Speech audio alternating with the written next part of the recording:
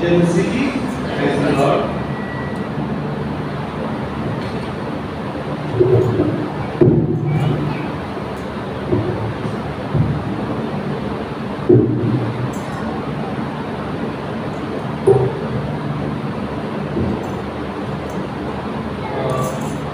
सबसे पहले मैं शुक्रगुजार हूँ कि आज पादी साहब ने हमें अच्छा मौका दिया है, एक गोल्डन अपॉर्चुनिटी। आज लेप्रेसी संडे भी आज इस कलीसिया में हम बना सकते हैं।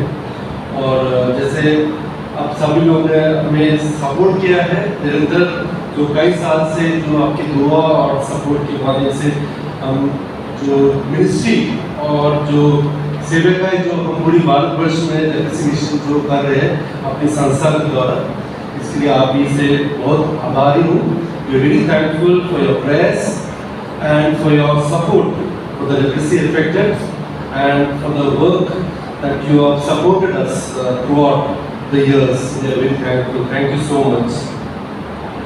आज हम लेप्रेसी संडे जब हम मना रहे हैं तो ऑल्सो आज पेंटिकोस्ट का दिन भी है।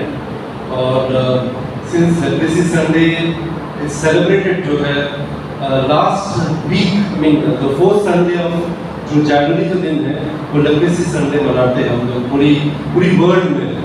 और खासतौर पे इंडिया जो जहाँ पे जो महात्मा गांधी जो हमारे जो फादर ऑफ द नेशन, उनका जो when he died and he was a champion of leprosy, तो उनकी याद में भी हम लेप्रेसी संडे मनाते हैं। तो लेप्रेसी एक प्राचीन रोग है, सभी जानते हैं। और ये उन दिनों जब बिब्लिकल टाइम्स में जब प्रभु यीशु मसीह के दिनों के टाइम जो उनके काल में when he was alive, when he walked on during those times, उन दिनों तो लेप्रेसी एक लाइलाज बीमारी और छुआछूत की बीमारी कहलाती है। पर आज जो है सबसे बड़ा जो चैलेंज है और जो प्रॉब्लम्स फेस किया है वो है स्टिग्मा और डिस्क्रिमिनेशन। सभी जानते हैं कि जब किसी को लेप्रेसी हो जाता है, जब कुछ रोग होता है, तो एक बोझ है जो अपने पूरी जिंदगी भर जो है उनको उसको लेके जाना पड़ता है मरते दम तक। तो एक बार किसी को घोषित किया जाता है कि वो लेप्रेसी है, तो उनकी जो अवस्था है, उनकी जो दशा है वो बुरा से बदतर हो जाता है। जहाँ तक कल वो एक नॉर्मल जिंदगी जीते थे, पर आज जब लेप्रेसी हो जाता है तो फिर उसको एक स्टिग्मेटाइज्ड और डिस्क्रिमिनेटेड जिंदगी जो है उनको जीना पड़ता है। तो यहाँ हम गौर करेंगे या फोकस करेंगे उनके जो स्टैटिस्टिक्स पे नहीं, अगर आंकड़े के हिसाब से देखा जाए तो जो लेप्रेसी है हर साल जो है जो नया केस जो डिटेक्ट होता है सिर्फ 2 लाख है पूरी वर्ल्ड में। और खासकर कि इंडिया में भारतवर्ष में सिर्फ 1 लाख नया केसेस जो है डिटेक्ट होता है, और उसमें से 10% जो है सिर्फ बच्चे को होते हैं। पर आंकड़े के हिसाब अगर पॉपुलेशन के हिसाब से देखा जाए तो ये जो संख्या है 1 लाख जो नए केसेस होती है तो वो बहुत ही कम है, बहुत ही कम। पर यहाँ फोकस हर व्यक्ति के ऊपर है, उनकी जीवन के ऊपर है, वो कैसे उनकी लाइफ ट्रांसफॉर्म हो जाता है, कैसे वो बुरा से बदतर हो जाता है। तो we should focus on their lifes, वो कैसे समाज उनको कैसे ट्रीट करते हैं, किस नजर से देखते हैं, ये होना चाहिए हमारे फोकस। और जैसे प्रभु यीशु मसीह हमें सिखाता है कि जो लोग विवश है, जो असहाय है, उनको हमें सपोर्ट करना चाहिए, उन्हें प्यार देना चाहिए, कंपैशन और मर्सी देना चाहिए। तो उस नजर से हमें देखना चाहिए जो लोग लेप्रेसी से पीड़ित हैं। तो आज जब वचन हमारा वचन जो मार्कुस का पहला अध्याय वर्स 40 to 45 पढ़ते हैं, जैसे जब कोई जो व्यक्ति है जो कोढ़ से पीड़ित व्यक्ति है वो जब प्रभु यीशु मसीह के पास आते हैं, अब वहाँ पे जब पढ़ते हैं, हम निरंतर पढ़ते आ रहे हैं, बचपन से पढ़ते आ रहे हैं, पर यहाँ जो व्यक्ति है जो कोढ़ से पीड़ित है, हम उनसे कोढ़ से पीड़ित क्यों कहलाएंगे, हम उनको कोढ़ी नहीं बुलाएंगे। वो इसलिए क्योंकि ये जो रोग है, ये रोग उनकी जो अस्तित्व है या उनकी जो आइडेंटिटी को डिफाइन नहीं करना चाहिए। तो वो the disease should not define this identity. तो ये इंपॉर्टेंट है कि सिर्फ एक सामान्य रोग है, नॉर्मल रोग है जो किसी को हो सकता है, क्योंकि उन दिनों जो है जब किसी को कोढ़ होती है, किसी को लेप्रेसी हो जाता है, तो वो कहते हैं कि उस पाप का परिणाम है, it's a result of his sin. अगर किसी को कोढ़ी है तो जरूर उन्होंने कुछ पाप किया होगा जिसकी परिणाम है जो ये रोग जो कोढ़ी कहते हैं, जो हम कोढ़ जानते हैं, जो या लेप्रेसी है। तो ये यहाँ होना नहीं चाहिए कि किसी को उसकी परिणाम जो है, उसकी जो पाप की परिणाम है वो है कोढ़ी, बल्कि एक नॉर्मल रोग है जो आप ट्रीट कर सकते हैं आज के दिनों में। और उन दिनों को लाइलाज बीमारी और छुआछूत की बीमारी कहलाते हैं। तो इसकी वजह से लोग कितने भयभीत से रहते हैं। जब किसी को हो जाता है कोढ़ तो वो जो समाज से बहिष्कार किया जाता है, अपनी फैमिली से, अपनी कम्युनिटी से बहिष्कार हो जाता है, उनको लेप्रेसी कॉलोनीज में रहना पड़ता है, वो जो शहर से दूर। हम जानते हैं जो पूरी भारतवर्ष में 700 लेप्रेसी कॉलोनी है, यहाँ भी हमारे यहाँ पे दिशा इस एरिया में भी एक लेप्रेसी कॉलोनी भी है। तो वो कॉलोनी उन लोगों के लिए जो कोढ़ से पीड़ित है, क्योंकि समाज नहीं चाहते कि वो अपने बीच रहे, उनको ये लेप्रेसी कॉलोनी में धकेल देते हैं हमेशा के लिए। तो हमेशा उनकी लाइफ जो है एक बार लेप्रेसी होने के बाद वहाँ उस कॉलोनी में जाना पड़ता है। बचपन में हमने एक पिक्चर देखा जो हमारा एक फेवरेट पिक्चर है, जिसको बेन हर के नाम से जाना जाता है। बेन हर एक हॉलीवुड पिक्चर है, इंग्लिश पिक्चर है, उसका ऑफ कोर्स कई रीमेक्स हुआ है और उसका डब्ड हुआ है। और ये जो पिक्चर में है ये दर्शाता है, जरा सोचिए 2000 साल पहले अगर किसी को कोढ़ होता है तो आप एक काल्पनिक तौर से जो पिक्चर में दिखाता है कि उस समय अवस्था क्या था अगर किसी को कोढ़ हो जाता है या किसी को लेप्रेसी हो जाता है। तो उसमें ये दिखाता है कि जो उस पिक्चर का जो मेन हीरो है, जो बेनहर के नाम बेनहर जूदा, वो बड़ा रईस आदमी था। उसके जो परिवार में माँ और बहन है, माँ मतलब फादर नहीं है, और रईस भी था और काफी वेल टू डू था। और ऐसे जो जज था वो किसी पॉलिटिकल कंडीशन की वजह से उन दिनों उसको शहर से जाना पड़ा, मतलब वो दूर मतलब इसराइल छोड़ने जाना पड़ा। और माँ और जो बेटी रह गए अपने घर में। घर आलिशान वाला था, अभी नौकर जाकर था, अच्छा जिंदगी था। पर अभी हुआ क्या कि जब वो चला गया तो उसके बाद वो माँ और बेटी, जो माँ और उनकी जो बहन है वो अकेला पड़ गया। और धीरे धीरे उनको हो क्या गया कि जो वहाँ के रोम साम्राज्य के जो लोग हैं, जो ऑफिसर्स हैं, उन्होंने उनको कैद कर दिया। और जब कैदी हो गया, जब उनको प्रिजन में डाला गया तो वहाँ पे देखा गया कि कई सालों के बाद उनको उस स्थल में रहना पड़ा, उस कैदी होना पड़ा, कैद होना पड़ा। और उनको उस समय लेप्रेसी हो गया था। जब लेप्रेसी हो गया तो फिर उनको लेप्रेसी कॉलोनी भेजा गया। जो कॉलोनी भी ऐसा था, कितने अजीब था, जो शहर से बाहर था। ऐसा जगह जो बड़ा सा गड्ढा है, समझ लीजिए बड़ा सा गड्ढा जो कम से कम 2-3 किलोमीटर बड़ा सा गड्ढा। और वहाँ पे जो लेप्रेसी से पीड़ित लोग रहता था उस गड्ढे में, तो खाना कैसे खाते थे, उनके जो शौचालय है, उनके जो सैनिटेशन वो कैसा होता था। तो ऐसा ही लोग आते थे शहर से और ऊपर से फेंकते थे खाना जो है, तो खाना जैसा फेंकते नीचे गिर जाता था। तो ये लोग जितने जो कोने में रहते थे इस पूरे गड्ढे में, वहाँ से लोग आके थे खाना परोसते थे। तो ऐसा दशा था। तो बाद में कई साल के बाद जब बेनहर वापस आया और अपनी माँ और जो बहन को तलाश करने लगे तो उन्होंने देखा कि उनका जो घर है खंडर बन गया था और कोई नहीं है, वहाँ पूरा खंडर है। और जो पता लगा कि उनकी माँ और जो बहन को कोढ़ लग गया था, लेप्रेसी, तो वो उस कॉलोनी में चला गया था। तो कॉलोनी में गया तो लोग मना कर दिया था उनके पास जाने के लिए, वहाँ मत जाइए कि आपको भी कोढ़ी हो सकते हैं, आपको भी लेप्रेसी कर सकते हैं। फिर भी उन्होंने हिम्मत जुटा के वहाँ चला गया था। जब हिम्मत जुटा के चला गया था तो उन्होंने वहाँ देखा कि वो मिलने की कोशिश किया, वो नीचे उतरे और जब माँ के पास और बहन को तो देखने लगे तो देखा कितने सारे लोग थे, उनमें से हर एक को देख रहे कि उनको माँ कहाँ, उनकी बहन कहाँ। और जब देखे तो माँ, उनकी जो माँ उन्होंने देखा अपने बेटे को देखा तो वो दूर भाग रहे थे। वो दूर भाग रहे थे ये डर के मारे कि उनको भी कोढ़ न लग जाए, उनको भी लेप्रेसी न लग जाए। पर उन्होंने अपनी माँ को गले लगाया, अपनी बहन को गले लगाया, इसी रीजन क्योंकि अगर लेप्रेसी होता तो लोग जो है उनको बहिष्कार किया है, उनको डरता है कि आप उनको भी लेप्रेसी हो सकता है। पर यहाँ पे उन्होंने खुद अपने माँ और बहन को गले लगाया, उनको वापस लेके गया। वहाँ पे कितनी लोग जो है जो इनको मना कर दिया था कि आप उनको लेके नहीं आ सकते क्योंकि जगह नहीं है, सोसाइटी में ऐसे लोगों का जगह नहीं है।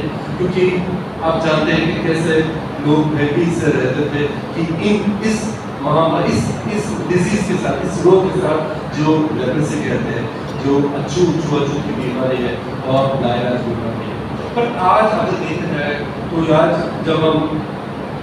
जब आप वचन पढ़ते हैं, इसमें प्रभु यीशु मसीह आते हैं, उनको छुआ, प्रभु यीशु मसीह ने उनको छुआ था, इसलिए प्रभु यीशु ने उनको चंगा किया कि जो आदमी आए थे घुटने टेककर प्रभु यीशु मसीह के पास कहा कि तू मुझे, अगर तू चाहे तो मुझे शुद्ध कर सकता है, अगर तू चाहे तो मुझे शुद्ध कर सकता है। ये कोई आदेश नहीं था, बहुत विनम्रता से उन्होंने घुटने टेककर प्रभु यीशु मसीह के पैर पकड़े और उन्होंने छू के कहा, प्लीज मुझे चंगाई कर दे, मुझे शुद्ध कर दे, क्योंकि वो चाहता है कि वो शुद्ध हो जाए। वो जानता है कि अगर उनका जो जगह है वो लेप्रोसी कॉलोनी में है, उन्होंने कितना साहस के साथ, कितने करेज के साथ वो आया होगा वहां पे प्रभु यीशु मसीह से मिलने के लिए।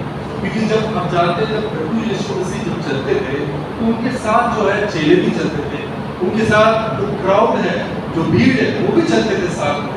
तो ऐसे में अगर कोई कुछ से जो कुछ से पीड़ित कोई आदमी या कोई भी व्यक्ति आ जाता है तो जरूर जो है लोग उन्हें उठाया होगा, उनको बहिष्कार किया होगा, उनको धक्का मार के निकाला होगा कि तुम्हारा ये जगह नहीं है, तुम्हारा ये स्थल नहीं है, तुम यहाँ कैसे, तुम्हारा जगह है वो कॉलोनी में, तुम यहाँ कैसे आए। और यहाँ पे इसने इतनी हिम्मत जुटा के, इतनी साहस के साथ आए, सिर्फ इसी रीजन के लिए उनको चंगाई प्राप्त होगी। वो होना चाहता है कि वो चंगा हो जाए, और उनकी आशा है कि अगर कोई है जिंदगी में, अगर उनको चंगा कर सकता है, सिर्फ प्रभु यीशु मसीह। यही एकमात्र रास्ता है, यही मिरेकल है, क्योंकि वो प्रभु यीशु मसीह के पास आना चाहता है। तो कुछ भी हो, कितने लोगों को टुकराया होगा, उन्होंने साहस के साथ, करेज के साथ वो आए, आगे बढ़ते गए और प्रभु यीशु मसीह के पैर को नीचे चलकर वो गिर गए और ये कहा कि ये भी तू चाहे तो मुझे शुद्ध कर सकता है। तो उसने इस तरह, और तभी क्या हुआ, उसने उस पर तरस खाकर हाथ बढ़ाया, उसे छूकर कहा, मैं चाहता हूँ तू शुद्ध हो जाए, मैं चाहता हूँ तू शुद्ध हो जाए। देखिए, प्रभु यीशु मसीह ने उनको ठुकराया नहीं, ये नहीं बोले तो उनको इस जगह में आना नहीं चाहिए, बल्कि उनको छुआ। देखिए, छूने से उनका जो रोग है वो चला गया, बोला चला गया। तो सोचिए, वो जो छूना है, वो जो टच है, वो कितना एक बड़ा मिरेकल है। कभी भी कोई भी यहूदी या कोई भी जन जो इजराइल में है, उन्हें आज तक नहीं देखा होगा कोई भी जो है नॉर्मल पर्सन जो है उनको किसी जो कोर्ट से पीड़ित है उसको छुआ हो, क्योंकि ये अनिवार्य था, इट इज फॉरबिडन, ये इलीगल था कि कोई किसी कोर्ट से पीड़ित व्यक्ति को छुए, तो ये इलीगल है। अगर किसी ने किया बाय चांस तो उसको भी ठुकरा देते, उसको भी बहिष्कार करते, उसको भी लेप्रोसी कॉलोनी में रहना पड़ता है, वो उनका परिवार और सब कम्युनिटी को छोड़ना पड़ता है। ये था उन दिनों का नियम जो हम लेविटिकस की किताब में 13-14 अध्याय में पढ़ते हैं कि वहाँ कैसा होता है कि कितनी सारे रूल्स और रेगुलेशंस होते हैं, कितने नियम होते हैं। जब किसी को लेप्रोसी हो जाता है तो उसको क्या क्या करना चाहिए, जब किसी को घोषित किया जाता है तो जो लेप्रोसी से पीड़ित है उनको क्या क्या करना चाहिए, और समझे किस नजर से उनको देखना चाहिए और कैसा कैसा व्यवहार करना चाहिए। और यहाँ पे प्रभु यीशु मसीह जितने जो रूल्स रेगुलेशन, जो बंधन है, जो चेन है, जो है उन्होंने तोड़ दिया, वो चेन को ब्रेक कर दिया, जो रूल्स और रेगुलेशंस को ब्रेक कर दिया, और सिर्फ एक ही एक्शन से, और वो एक्शन था उनको छू लिया। तो अगर प्रभु यीशु मसीह हमारे लाइफ को छूता है, हमारी जिंदगी को छूता है, हमारे हृदय को छूता है, तो हमारा जिंदगी कैसे, एक मिरेकल है वो, हमारी जिंदगी कैसे बदल जाता है। How our life changes when our Lord Jesus Christ touches our heart, touches our mind, and touches our head. ये बात होना चाहिए। This should be our primary जो हमारा faith है, यही है कि प्रभु यीशु मसीह हमें चंगाई कैसा करता है, सिर्फ छूने से, जब हमारे दिल को छूता है, तो वो हम we believe that the temple of God, the Lord resides in our heart. This is our temple of God. खुदा हमारे अंदर ही जीता है, He is the temple of God. तो जब हमारे लाइफ में छूता है, when it touches us, our life is transformed. ऐसे ही हुआ जब ये आदमी लाइफ में भी उसका ट्रांसफॉर्मेशन हुआ, when he was touched by God, तो खुदा ने उनके ऊपर हाथ रखा, छुआ, तो तू चंगा हो गया। और लोग जितने लोग थे वहाँ पे सब ये मिरेकल देखा, उन्होंने देखा जो कहीं नहीं देखा है आज तक। उन्होंने देखा कि कैसे उसकी रोग चला जा रहा था, कैसे उसके अंदर जो बदन में जितनी वीकनेस है, जो घाव है, जो उनकी जो डिफॉर्मिटीज है, कैसे वो धीरे धीरे जा रहा था। लोग देख रहा था, फिटनेस था, ताकि लोग जाके और लोगों को बताते कैसे यहाँ उस दिन इस समय यहाँ चमत्कार हुआ। और वो था लोग इस आदमी का जो जो जो जो लोग है वो चला गया। और आगे जाके प्रभु यीशु मसीह उसे कहता है, उसे चिताकर तुरंत विदा किया और उसे कहा, देख किसी से मत कहना, परंतु जाकर अपने आप को याजक दिखा। प्रभु यीशु मसीह ने ऐसा क्यों कहा कि तुम याजक दिखा, पर किसी से मत कहना, पर याजक दिखा। याजक इसलिए क्योंकि उन दिनों जो है, जैसा हम जानते हैं, याजक जो है उन दिनों पर डॉक्टर है। जब हमें कोई बीमारी होती है हम डॉक्टर के पास जाते हैं, हम इलाज कराते हैं, और डॉक्टर अगर कोई टेस्ट करवाता है तो टेस्ट भी करवा देता है, डॉक्टर सर्टिफाई करते हैं कि आपको क्या प्रॉब्लम है। पर यहाँ पे याजक जो उन दिनों डॉक्टर नहीं देते, जब तक याजक सर्टिफाई नहीं करेंगे कि उसको लेप्रेसी है, तो याजक ही सर्टिफिकेशन देता है कि उस जो व्यक्ति को जो है लेप्रेसी है। और यहाँ पे एक प्रॉब्लम भी है। प्रॉब्लम इस बात का है कि आज तक किसी को अगर लेप्रेसी हुआ है तो याजक ने उसको सर्टिफाई किया कि उसको लेप्रेसी है। तो सर्टिफाई करते तो उसको पहले नियम में उसके हिसाब से देखना पड़ता है कि उसको क्या क्या करना चाहिए, उसको पता चले कि ऐसा ऐसा करना चाहिए। आपको अपने परिवार छोड़ना है, आपके अपने समुदाय छोड़ना है, आपको उस लेप्रेसी कॉलोनी में जो कॉलोनीज है, जो दूर दराज एरिया, वहाँ जाकर रहना है, शहर से दूर रहना है। कई नियम है वो याजक उनको बताते हैं और लोगों को भी इत्तला करते हैं कि उस व्यक्ति को भी लेप्रेसी है। पर ऐसा कभी केस नहीं हुआ अगर किसी को लेप्रेसी से चंगाई हुआ, जब उसको ट्रीटमेंट हुआ, मतलब उसको चंगाई हुआ, उसको हील हुआ, और वापस याजक के पास आए और ये कह रहे कि मैं अभी ठीक हो गया, तो याजक ने ये तो ट्रीट नहीं किया, क्योंकि उन दिनों जो है लेप्रेसी तो बिल्कुल ट्रीटेबल नहीं था, वो अनट्रीटेबल डिजीज था। तो ऐसा कैसा है कि ये आदमी जो है वो वापस आ गया और ये कहा कि मैं अभी चंगा होगा, मुझे अभी लेप्रेसी नहीं है, और जो याजक को उसको सर्टिफाई करना। तो सबसे बड़ा एक समस्या याजक को है कि उसको सर्टिफाई कैसे किया जाए, कि आज ऐसा कोई केस नहीं है। और यहाँ देखा है कि वो भी फिटनेस है, जो याजक भी एक फिटनेस है कि वो भी देख रहा है कि कैसे आदमी कब तक कितने सालों से या कितने टाइम से ये जो रोग है उसको पीड़ा गया, उसको रोग उसको ये जो जगत में आया था, और अब वो ट्रीट हो गया, अब वो ठीक हो गया, तो उसको कैसे सर्टिफाई किया जाए, लोगों को कैसे बताया जाएगा वो ठीक हो गया, अब आपके बीच में रह सकते हैं, आपके परिवार में वापस जा सकते हैं। तो ये चमत्कार है जो प्रभु यीशु मसीह ने देखा है, जो कोई नहीं देखा हो, कोई नहीं समझा हो। और याजक को ये एक समस्या बन गया है कि अगर कोई लेप्रेसी से ट्रीट करके वापस आ जाता है तो उनको परिवार में उसको कैसे वापस भेजा जाए, कम्युनिटी में वापस उनको कैसे इंटीग्रेट किया जाए, ये बड़ा एक समस्या है। और यहाँ यही समस्या है, इसलिए प्रभु यीशु मसीह ने कहा कि सीधे याजक को बताओ, किसी से मत कहना, याजक को दिखाओ, याजक सर्टिफाई करेगा कि तुम्हें ठीक हुआ है कि नहीं। क्योंकि जब याजक सर्टिफाई करते तभी याजक लोगों को बता सकते हैं कि आप उनको वापस एक्सेप्ट करिए, अभी उनको लेप्रेसी नहीं है, कुछ लोग नहीं है, और वो आपके बीच में रह सकते हैं, तो एक नॉर्मल जिंदगी जी सकते हैं। तो इसलिए जो लेप्रेसी से पीड़ित है वो भी चाहते हैं एक नॉर्मल जिंदगी जीना, वो भी चाहते हैं कि वो अपनी कम्युनिटी में जो भी प्रोग्राम्स हो, जो डे टू डे लाइफ में जो भी एक्टिविटीज है वो भी उसमें शामिल होगा। पर लेप्रेसी एक डिजीज की वजह से वो शामिल नहीं हो पाता है। वो हर चीज से जितने कम्युनिटी से अपने फैमिली से कितने दूर रहना पड़ता है, कितने अलग रहना पड़ता है, और कितने जो प्रॉब्लम्स है, जो उनकी सफरिंग्स है, वो कौन समझेगा, बेहतर वही समझेगा कि उसको लेप्रेसी है। तो ऐसे में एक छोटी सी एक स्टोरी बताना चाहता हूँ, एक छोटी सी लड़की की जो सिर्फ 11 साल की, उसकी नाम है परी। वो सिर्फ 11 साल की है और जो इनके माँ बाप नहीं है, बाप जो है कुछ वर्ष पहले जो है उनके गुजर गया था, इसलिए क्योंकि वो शराबी था, अल्कोहलिक। और जो माँ है 2 साल पहले जो रोड एक्सीडेंट में उनकी देहांत हो गई। और अब जो है वो दादी माँ के साथ रहती है और बड़ा होनहार लड़की है, पढ़ती है, गवर्नमेंट स्कूल में जाती है। ये ईस्टर्न यूपी जो बलिया है, ईस्टर्न यूपी में हमारे कहीं के निवासी है। तो जो दादी माँ है, उनकी जो ग्रैंड मदर है, वो जो स्टिचिंग जो गाँव में रहती है, जो गाँव में जो स्टिचिंग है, छोटे मोटे जो काम होते हैं स्टिचिंग का काम वो कराती है, उसी से गुजार हो जाती है। और उनकी छोटे भाई जो स्कूल जाते हैं, ये लड़की के ऊपर इतनी आशा थी जो दादी माँ के कि पढ़ लिख के कुछ बन जाएगी, उसके बाद कुछ फैमिली को सपोर्ट करेगी। पर 1 साल पहले जब उनको डिटेक्ट किया था इनको लेप्रेसी है, तो उसके बाद जो है लेप्रेसी होने के बाद उनको जब हॉस्पिटल ले गया था, गवर्नमेंट हॉस्पिटल में उनको इम्यूनिटी या मल्टी ड्रग थेरेपी लगा गया था।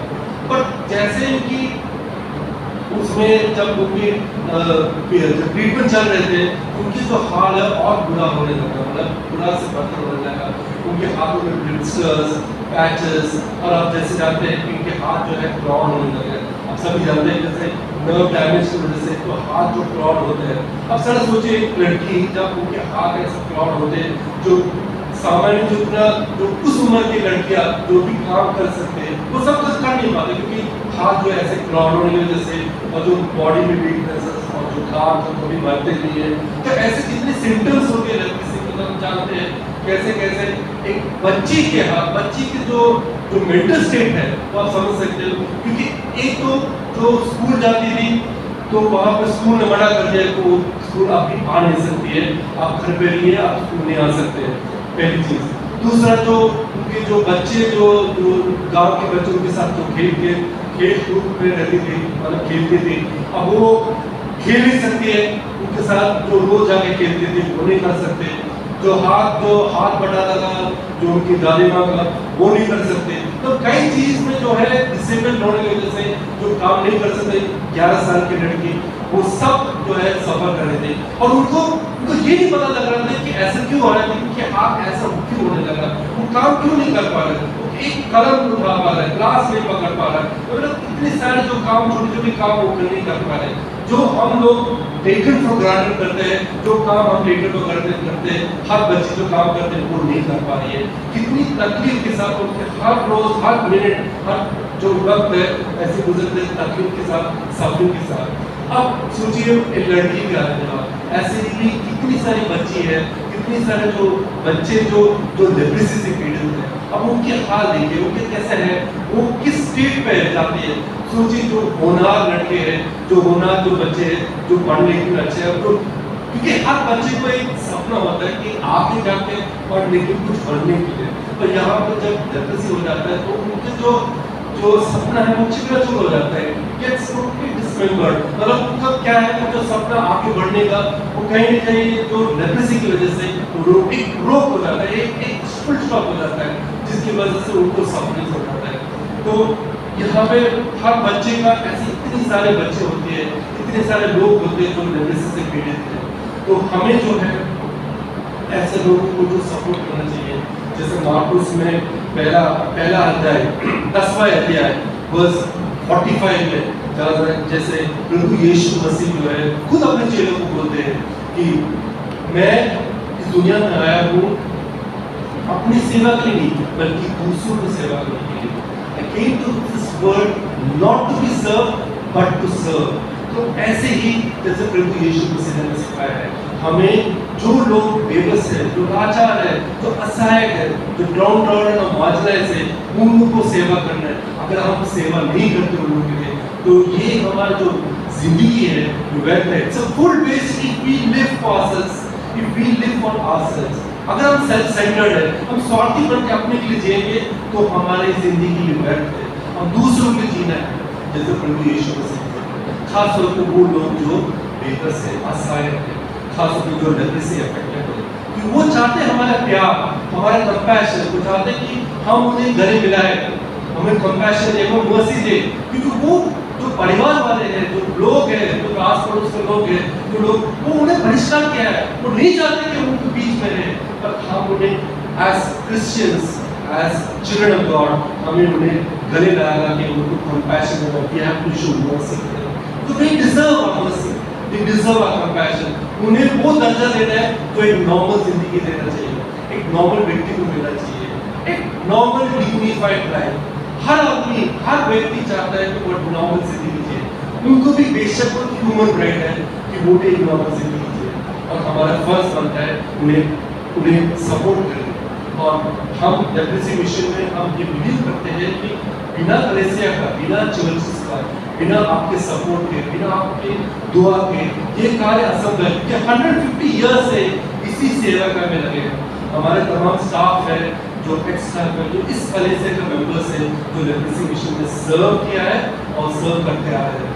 ये एक्चुअली एक ड्यूटी नहीं है, बल्कि एक रिस्पॉन्सिबिलिटी है। क्योंकि जो अपने लाइफ में, जो अपनी लाइफ की जो टाइम पीरियड है, अब कुछ साल तक जब हम लेप्रेसी के लिए, जो अफेक्टेड पीपल के लिए जो सर्व किया, जो हमारा स्टाफ और जो हमारा एक्स स्टाफ रहा है जो सर्व किया है, तो वो एक ड्यूटी पर एक रिस्पॉन्सिबिलिटी है जो उन्होंने निभाया है। क्योंकि अपने लाइफ की कई चीजें जो उनके जो सपने हैं सैक्रिफाइस करके उन्होंने अपनी जो लोगों के लिए, जो लेप्रेसी अफेक्टेड लोगों के लिए उन्होंने अपने लाइफ को न्यूट्रल किया है।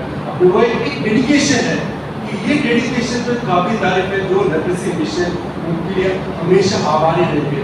सिर्फ आप ही की तरह से नहीं, कई लोग हैं जो है तो तमाम हमारे इंस्टीट्यूशन से जहाँ सेवा कर रहे हैं, जो स्टाफ है, जो काम करके चला भी गया, जो रिटायर भी हुआ, जो काम अभी भी सर्व कर रहे हैं, वो एक डेडिकेटेड वर्क है जो एक it's not a work but it's a service to mankind. क्योंकि ये उन्हीं लोग चुने लोगों को होती है जो सर्विस करते हैं, जो खुदा के एक्चुअली खुदा के काम है, वर्क ऑफ गॉड। जो लेप्रेसी से अफेक्ट लोग हैं उनके जब सेविका में करते हैं तो खुदा का काम है। जैसे हमारा फाउंडर वेलेस्ली कॉस्मा बेली जो हमारे फाउंडर है, उन्होंने कहा है कि जैसे अगर क्रिस्त जैसा कोई काम है दुनिया में, क्रिस्त जैसा अगर कोई काम है तो जो लेप्रेसी अफेक्टेड लोग हैं उनकी सेवा करना है, यही क्रिस्त है। ऐसे जो गरीब है, जो लाचार है, जो बेबस है, उन लोगों को सेवा करने, यही क्रिस्त जैसा काम है। This is Christ like work. और हमारे जो स्टाफ है, जो एक स्टाफ है, उन्होंने अपने टाइम और अपने जो बहुमूल्य टाइम जो है, अपनी जो लाइफ के टाइम उन्होंने जो सेवा किया है, इट इज कमेंडेबल। मतलब ये काबिल तारीफ है और ये लेप्रेसी मिशन की ओर से आभारी है, हमेशा के लिए आभारी उन लोगों के जो सर्व कर रहे हैं और सर्व किया है लेप्रेसी मिशन में इन लोगों के लिए। सो आज जब आशा करता हूँ कि आप जब आज हमारे लेप्रेसी मिशन को आप भरपूर में सपोर्ट करें, निरंतर सपोर्ट करें। और इसलिए हम आभारी हैं कि कई साल से आप सपोर्ट करते आ रहे हैं फाइनेंशियली और आपकी दुआ से। और प्लीज़ आगे हमें सपोर्ट करते रहे इस काम के लिए, क्योंकि हम चाहते हैं कि ऐसा दुनिया जहाँ लेप्रेसी ना हो। हम ये भी समझ सकते हैं कि जो हम इस जनरेशन जो है एक लकी जनरेशन है। लकी इसलिए क्योंकि ये जो प्राचीन रोग जो कितने सदियों से चले आ रहे हैं, इसको हमें खत्म करना है, एलिमिनेट करना है, इरेडिकेट करना है। जैसे पोलियो इरेडिकेट हुआ है, वैसे इसको भी इरेडिकेट करना है इस दुनिया से। तो हम कुछ चीज़ पर समझना चाहिए कि हम इस जनरेशन में इसको हम इरेडिकेट कर सकते हैं। क्योंकि इरेडिकेशन के लिए तभी हो सकता है अगर सिर्फ लेप्रेसी मिशन के साथ नहीं, बल्कि जो कम्युनिटी है, हमारे जो क्रिश्चियन कम्युनिटी है, हमारे साथ जो है मिलकर काम करें। जब तभी होगा जब हम एक साथ जो है मिलजुल कर हम उस डिजीज को, उस रोग को हम हमेशा के लिए खत्म कर सकते हैं। तो आशा करता हूँ हमें आप सब भरपूर सपोर्ट के लिए, इस कॉज के लिए। और जैसे आप आ जाएंगे तो आपको एक QR कोड मिलेगा और उस माध्यम से आप QR कोड के माध्यम से आप सपोर्ट कर सकते। जो डोनेशन हमको मिलते हैं वो हमें पेशेंस हो जाएगा। और हाल ही में 2 साल पहले हमने एक स्किल डेवलपमेंट सेंटर शुरू किया नोएडा सेक्टर 62 जो हमारा ऑफिस है, वहाँ पे हमने एक स्किल डेवलपमेंट सेंटर स्टार्ट किया है।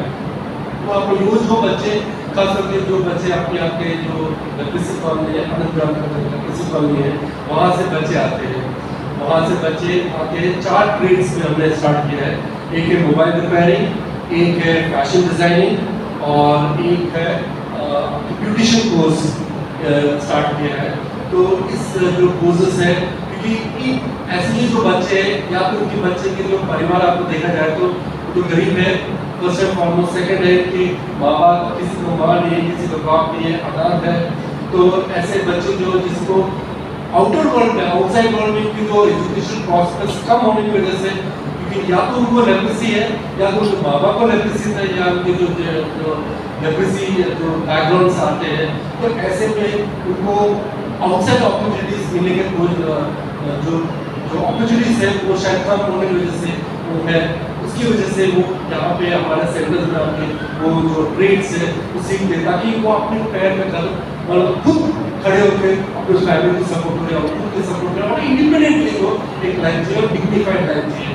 तो कोशिश है हमारी कि हमारा हॉस्पिटल के माध्यम से, हमारे कम्युनिटी प्रोजेक्ट्स के माध्यम से और हमारे जो स्किल डेवलपमेंट सेंटर्स और बीटीसी वोकेशनल ट्रेनिंग सेंटर्स जो बच्चे जो खुद बच्चे से अफेक्टेड या माँ बाप बच्चे से अफेक्टेड है उनको जो ट्रेड सिखाते हैं, बाहर जाके एक जिंदगी, एक नॉर्मल जिंदगी जिए और खुद खड़े होकर अपने पैर में खड़े होकर एक काम करके और अपने लाइफ अपने को भी और अपने फैमिली को भी सपोर्ट करें। तो कोशिश है कि जो एक होलिस्टिक अप्रोच के, क्योंकि लेप्रेसी ऐसा होता है कि सिर्फ हमारे हॉस्पिटल से ट्रीटमेंट ही नहीं बल्कि रिहैबिलिटेशन भी करते हैं। रिहैबिलिटेशन एक बड़ा एक अंग है, वेरी इंपॉर्टेंट कॉन्सेप्ट है, क्योंकि एक होलिस्टिक अप्रोच में ये देखा जाता है कि जो व्यक्ति लेप्रेसी से पीड़ित है या वो है उसकी आर्थिक कंडीशन या उसकी इकोनॉमिक कंडीशन क्या है, वो किस फैमिली से आ रहा है, कैसे आ रहा है। बाद में अगर फैमिली वापस अपने गांव में जाते रहते हैं तो क्या गांव वाले जो है उनके एक्सेप्ट करते कि नहीं, अगर ऐसा करते तो किस तरह उनको किस नजर से देखते हैं, उनके जॉब प्रॉस्पेक्ट्स क्या है, क्योंकि सबको जॉब करना पड़ता है, तो जॉब करके उनको अपने पैर में खड़े होकर उनको फैमिली को सपोर्ट करना पड़ता है। तो हम एक टोटलिटी के कॉन्सेप्ट देते हैं, होलिस्टिक अप्रोच, कि एक परिवार को एक परिवार की मदद से, मतलब एक आदमी नहीं, यहाँ पे फोकस है परिवार पे। एक आदमी अगर एक व्यक्ति को उस फैमिली को रिपोर्ट होता है या मतलब लेप्रेसी होता है तो पूरे परिवार को कैसे इफेक्ट होता है, क्योंकि जो लेप्रेसी सिर्फ एक आदमी को नहीं, एक व्यक्ति को नहीं, बल्कि पूरे परिवार को इफेक्ट होता है। इफेक्ट में से उनकी जो सोशल स्टेटस है, उनकी जो डिग्निटी है खो जाता है, वो प्रॉब्लम में आ जाता है, जिसकी वजह से वो जो लेप्रेसी है उसकी वजह से उनकी लाइफ ट्रांसफॉर्म हो जाता है। तो यहाँ पे उनकी लाइफ ट्रांसफॉर्मेशन एक बेटर लाइफ देने की कोशिश करता हूँ। तो यही है लेप्रेसी मिशन का यही फोकस है, कैसे लोग जो लेप्रेसी से पीड़ित लोग, परिवार वाले कैसे डिग्निफाइड लाइफ जो अपनी कम्युनिटी में, दूसरी कम्युनिटी में नहीं बट अपनी कम्युनिटी में कैसे रह सकते हैं, ये कोशिश है। तो हमें आशा है कि आप आगे आके हमें भरपूर सपोर्ट करें इस कॉज के लिए। And thank you so much and thank you and God bless you. And हम प्रार्थना करते हैं, लेट्स प्रे। आपको बताओ मैं